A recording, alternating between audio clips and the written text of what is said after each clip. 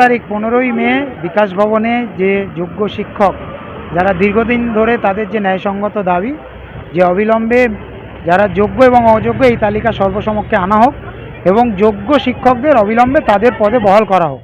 কিন্তু রাজ্য সরকার দীর্ঘদিন ধরে সেই তালিকা প্রকাশ করেনি, ফলে বাধ্য হয়ে এই যোগ্য শিক্ষকরা রাস্তায় নেমেছেন। তারা বিকাশ ভবনের সামনে দীর্ঘদিন ধরে আন্দোলন অবস্থান করছেন। 15 তারিখে তাদের বিকাশ ভবন অভিযান ছিল, সেখানে তাদের উপরে পুলিশি অকথ্য অত্যাচার হয়েছে, তাদের উপরে হামলা হয়েছে, গায়ে হাতে না মেরে তাদের মাথাতে আঘাত করা হয়েছে, শতাধিক শিক্ষক আহত হয়েছেন।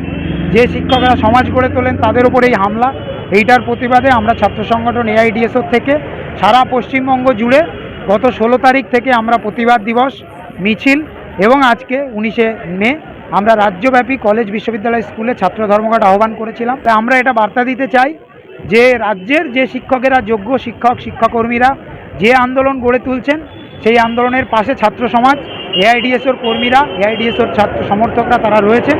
এই আন্দোলন আরও দীর্ঘস্থায়ী হবে যতক্ষণ না পর্যন্ত যোগ্য শিক্ষকরা সসম্মানে তাদের চাকরিতে তাদের জায়গায় ফিরে না যেতে পারছেন, তাদেরকে বহাল না করা হচ্ছে। আমরা এআইডিএসওর পক্ষ থেকে আন্দোলন চালিয়ে যাব।